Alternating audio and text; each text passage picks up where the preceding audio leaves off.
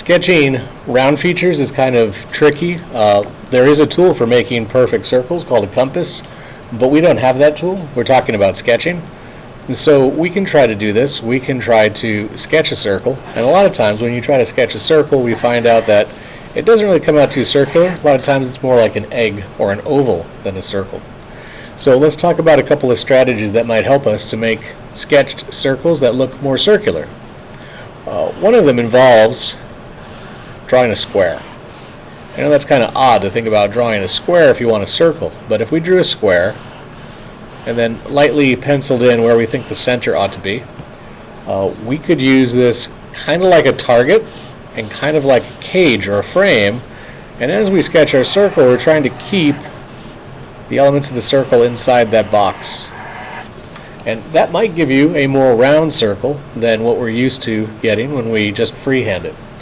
Right, so I started there with a square and I broke it into 4, and I use that kind of like a center point, and I'm doing half the circle at a time. Drawing the whole circle in one shot, generally it's harder to get a nice circle than it is if you do half at a time. So another strategy would be to just draw a center mark and then step off or estimate an equal distance from the center to the 4 corners, and then use that as your guide as you try to sketch your circle. Okay, we see what we get for a result on there. The hard part about this, if you want to use the center mark method, is making a circle that looks round and not making a circle that looks like this. A lot of times when we see those points, we're focused on getting to the point, and we wind up with a fat rhombus instead of a circle. So give that a shot. Try to make yourself several circles and see how that works for you. Sketching small circles is generally easier than sketching large circles, but we've got a trick or two up our sleeves on how to make a large circle.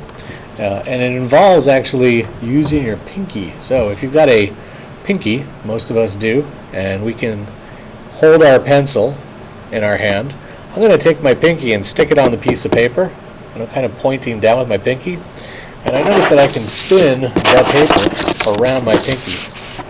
So what I want to try to do is I want to try to spin my paper around my pinky, and while I'm doing that, I want to hold the pencil on the paper.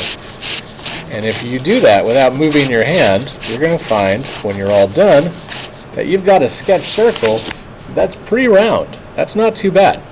So why don't you try that?